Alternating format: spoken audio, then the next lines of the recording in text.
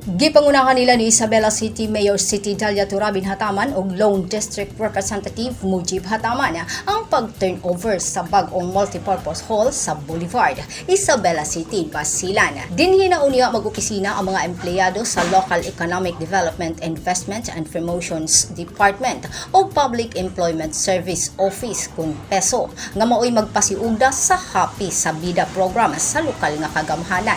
Dinhi na modangup ang mga Isabelenyo nga mangayo og tabang sa teknikal nga kahibalo o pagplano sa budget sa pagbuhat ug pagdumala sa negosyo. Kini nga proyekto kabahin sa development program sa lokal nga kagamhanan nga gipasiugdahan sa opisina ni Deputy Monetary Floor Leader ug Basilan Lone District Representative Mujib Hataman. Diin gipatuman sa DPWH Basilan nga gipunduhan og 14,840,000 pesos. Matud ni Isabela Mayor City Dalia Turabin Hataman nga hinay-hinay nilang pauswagon ang ekonomiya o pagdumala aron dili mawad-an og panginabuhi ang mga taga-Isabelenyo. Grace Alcunaba, Newsline Philippines, Basilan Province. Stay safe!